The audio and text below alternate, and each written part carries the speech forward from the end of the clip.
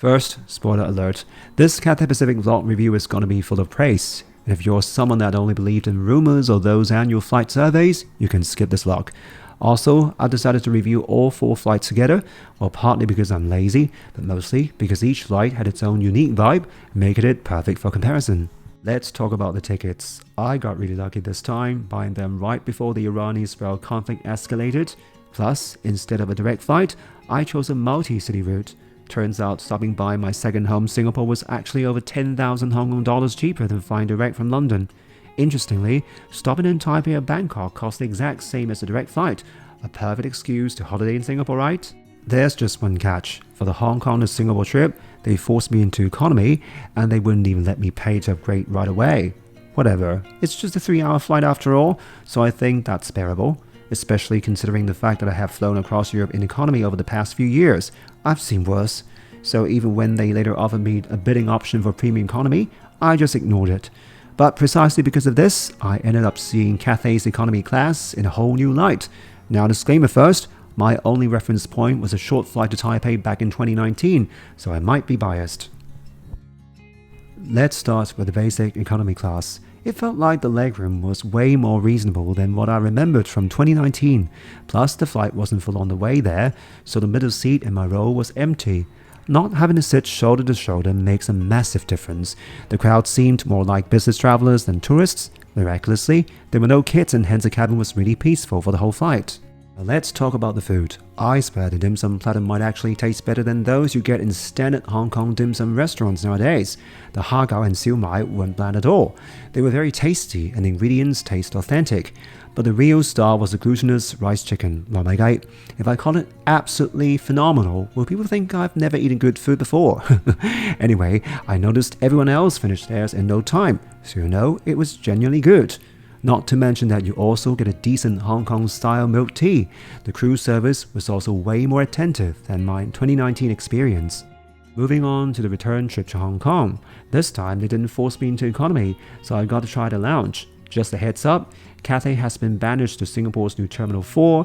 It definitely feels less convenient than the other 3 terminals because you can't walk straight into Jewel for a massive shopping spree.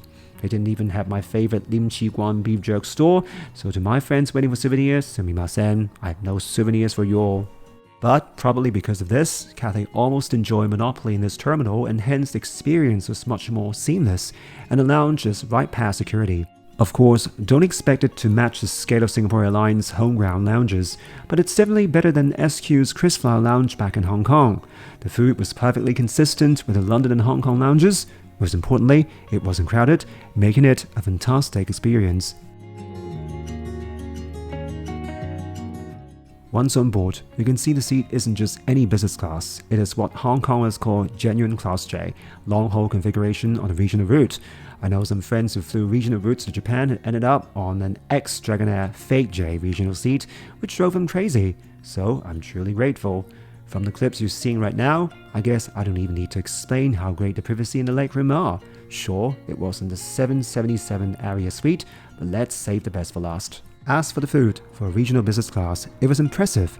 The salad was at a fine dining Western cuisine standard, which I kept raving about across all 4 flights. Honestly, did Cathay hire some master chef over the past year and a half to overhaul the Western menu? The improvement is exponential. Airline caterers are usually the same few companies, but the standard here bypassed ordinary restaurants. You can see that the chef actually knows his stuff. As for the main course, this braised chicken did not disappoint. It is incredibly tender and locked in all the juices. I was amazed they achieved this in an airplane environment. What I appreciated most was that they didn't force a pretentious restaurant-style plating, unlike Singapore Airlines, which tried to be but ended up making the presentation messy all the time. Cathay's presentation was neat and structured.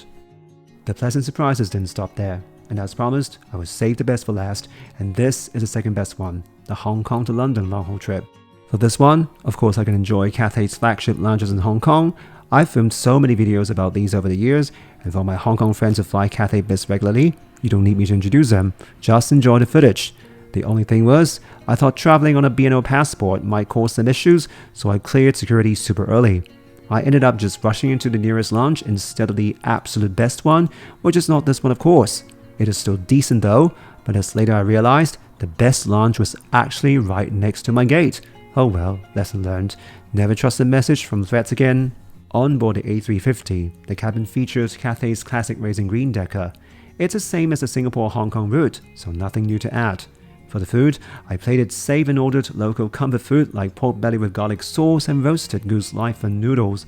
They were good, but nothing extraordinary. Ever since my bad experience with their collaboration with the Louise restaurant a year and a half ago, when I got a pork chop so rough that's almost insulting for a business class traveler, I've been a bit wary of them. Not even the ones made by Duddles. Call me foolish if you want, but on a 13-hour flight, I really didn't want to risk anything.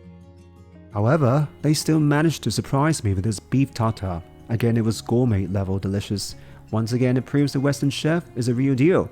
Also, I can now confirm that Cathay's European routes completely avoided Russian and Ukrainian airspace. Mind you, I heard flights to the US still fly over Russia, but for frequent flyers of European routes, you can put your mind at ease. Alright, saving the best for last, the flight from London back to Hong Kong. As I mentioned a year and a half ago, Cathay's London Heathrow Lounge rivals the Hong Kong ones in size. The food is just as good, featuring made-to-order dim sum and wonton noodles, alongside a full spread of Eastern and Western dishes. Some unexpected items like this puff pastry soup were amazing. From comfort and food selection to service, it is flawlessly satisfying.